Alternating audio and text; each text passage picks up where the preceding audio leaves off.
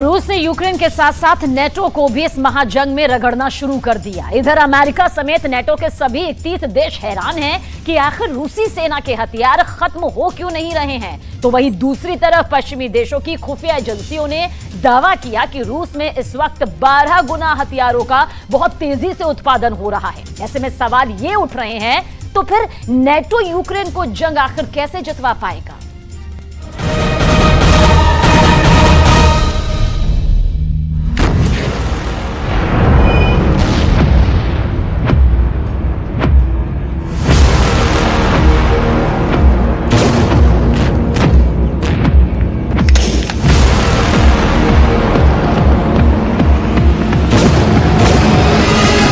गुना हमले देखकर चीख पड़े बाइडेन। 17 महीने की जंग में अगर किसी की सबसे बड़ी और शर्मनाक हार हो रही है तो वो है 31 देशों से बने नेटो की। नेटो ने ही पश्चिमी मीडिया के जरिए दुनिया को यही झूठ बताया कि रूस के हथियार खत्म हो रहे हैं और पुतिन का रूस अपने इतिहास की सबसे बुरी हार का सामना करने जा रहा है। लेकिन देखिए, नेटो का सबसे दमदार और सुपर पावर देश अमेरिका हैरान है कि आखिर रूस ने 17 महीने की जंग के बाद अब यूक्रेन पर हमले 12 गुना तेज कैसे कर दिए हैं। आखिर रूस के पास लाखों की तादाद में गोला बारूद कहां से आ रहा है और कैसे आ रहा है। जानकारों के मुताबिक इस वक्त रूस ने यूक्रेन के पूर्वी और दक्षिणी इलाकों में हर 24 घंटे में 1200 हमले शुरू कर दिए हैं। इन हमलों में रूस का सबसे सस्ता और घातक थर्मोबैरिक फ्लेम थ्रोअर यूक्रेनी सेना का काल बन चुका है।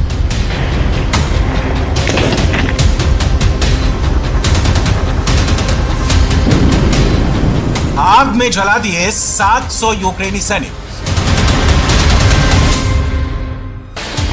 वॉर जोन से आ रही रिपोर्ट के मुताबिक 4 जून से शुरू हुआ यूक्रेन का रूस के खिलाफ काउंटर अटैक बुरी तरह से फेल हो रहा है। यूक्रेनी सेना का काउंटर अटैक 1.5 महीने बाद ऐसे भंवर में फंस चुका है कि पिछले 10 दिन में यूक्रेन के 7000 सैनिक पूर्वी यूक्रेन में मारे जा चुके हैं। अगर पिछले 24 घंटे की बात करें तो रूसी सेना ने यूक्रेन के 700 सैनिकों को T-90M टैंक और इन्फेंट्री थर्मोबैरिक फ्लेम थ्रोअर से भून कर रख दिया है। अकेले डोनेस्क और कुपियांस्क में यूक्रेनी सेना को भारी नुकसान हुआ है। दावा तो यहां तक किया जा रहा है कि बखमूत जीत के दावे जो यूक्रेनी सेना कर रही है वो झूठे हैं। असल में रूसी सेना ने बखमूत में एक बार फिर से जबरदस्त पलटवार किया है। इधर दूसरी तरफ ज़ेलेंस्की के जनरल समझा नहीं पा रहे हैं कि आखिर 518 दिन की जंग के बाद भी रूस सेना यूक्रेनी सेना पर हावी कैसे है। आखिर रूस के पास हथियारों की भारी कमी क्यों नहीं हो रही है। इधर दूसरी तरफ अमेरिका को खुफिया एजेंसियों ने रूस के हथियारों पर ऐसी रिपोर्ट सौंप दी है जिसने अमेरिका और नेटो के होश उड़ा दिए हैं। जरा देखिए, बाइडेन क्यों रूस को लेकर अब खौफ में है।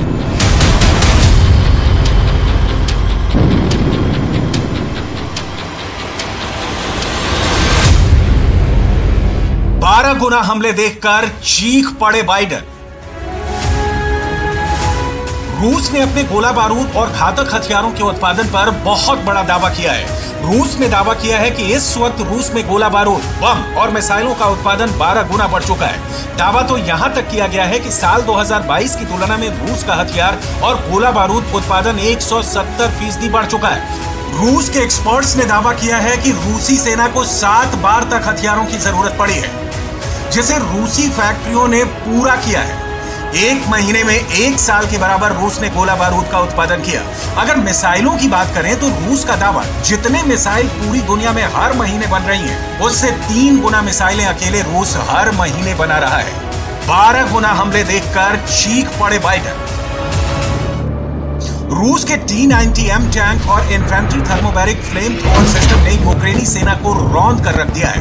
खास तौर से रूस की इन्फेंट्री के थर्मोबैरिक फ्लेम थ्रोअर सिस्टम ने बंकर और खाइयों में छिपे यूक्रेनी सेना के चीथड़े उड़ा दिए हैं। रूस के थर्मोबैरिक फ्लेम थ्रोअर के बारे में दावा किया जाता है कि सैनिकों के कंधे पर रखकर जिस तरह से इससे हमला किया जाता है वो ना सिर्फ यूक्रेन के टैंक, तोप और रॉकेट आर्मी को तबाह कर रहा है, बल्कि यूक्रेनी सैनिकों के काफिलों को कुछ सेकंड में भस्म कर देता है।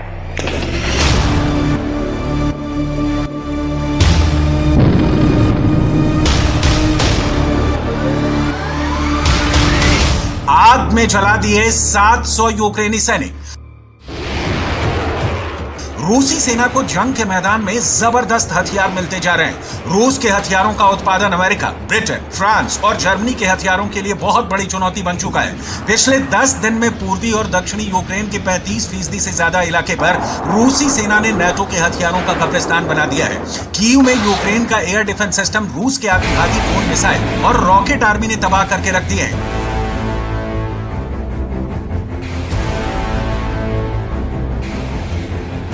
अमेरिका अब यही समझ नहीं पा रहा है कि रूस के भारी हथियार भंडारों से कैसे निपटा जाए, क्योंकि पूर्वी और दक्षिणी यूक्रेन के बहुत बड़े इलाके में रूसी सेना हावी हो चुकी है। जरा देखिए, रिपोर्ट्स के दावों के मुताबिक इस वक्त रूसी सेना ने पूर्वी यूक्रेन के बखमूत में एक बार फिर से भारी टैंक, तोप और रॉकेट आर्मी से हमले शुरू कर दिए हैं।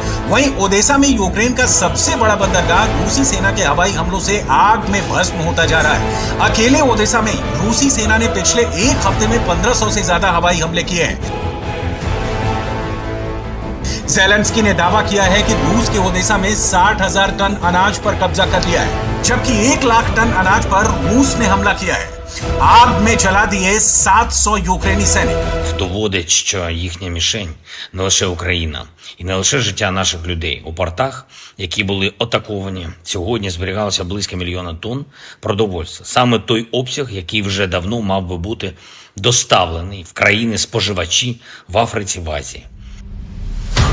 इधर पूर्व से दक्षिण तक पिछले 24 से 36 घंटे के अंदर रूसी सेनाएं यूक्रेन सेना पर भारी पड़ती जा रही हैं। हारते और पिटते यूक्रेन की हालत देखकर America, France, Britain, Germany, Poland जैसे नाटो देश भी यूक्रेनी सेना के काउंटर अटैक को लेकर बेहद नाराज होने लगे हैं। रूस ने जिस तरह से यूक्रेन के खार्किव में ट्रिपल अटैक किए हैं, वो हैरान करने वाले हैं।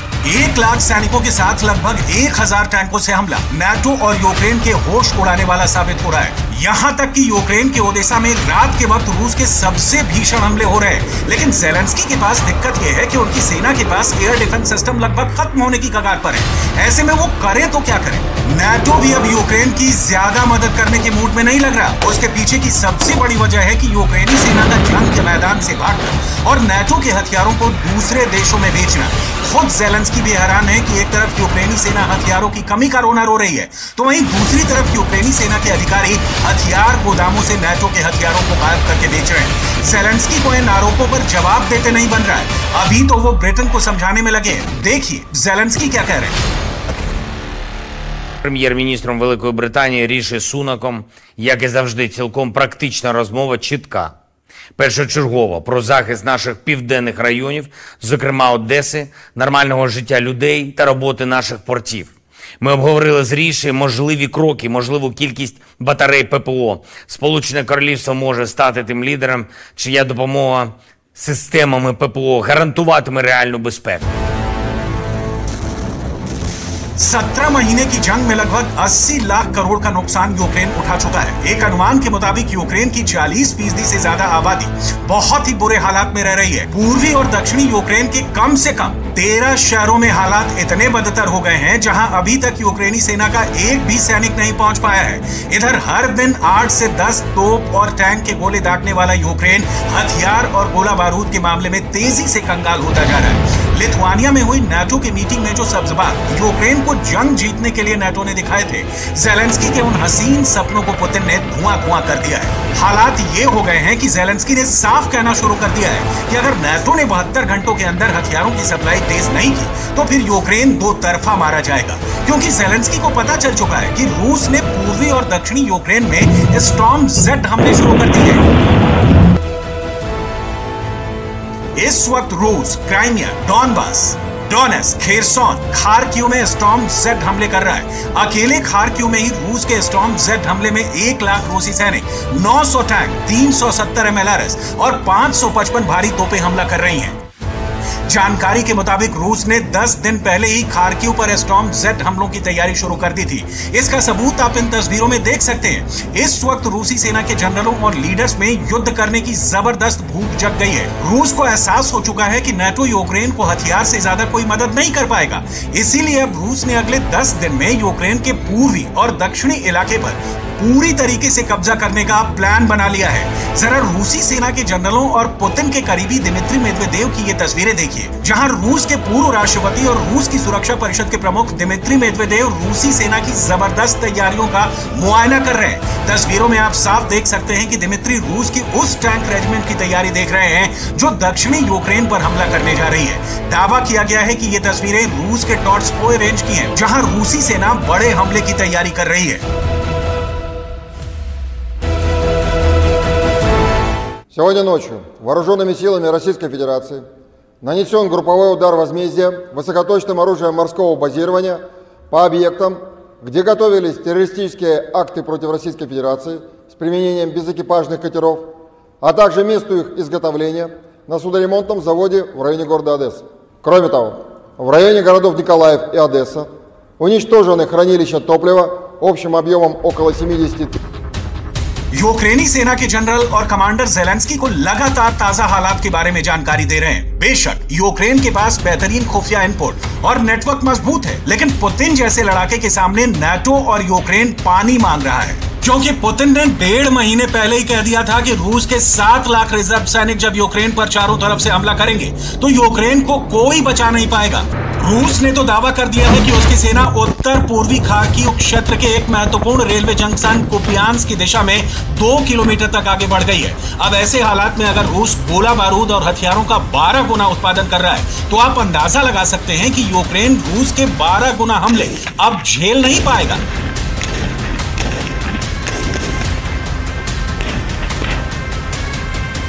पिछले 6 हफ्तों से यूक्रेन बखमूत से रूसी सेना को खदेड़ नहीं पाया है और अब यूक्रेन के पूर्वी और दक्षिणी इलाकों पर पुतिन के ट्रिपल अटैक भी शुरू हो गए हैं। अब देखना होगा कि अमेरिका, ब्रिटेन, जर्मनी और फ्रांस रूस के 12 गुना हथियारों का कैसे सामना करते हैं।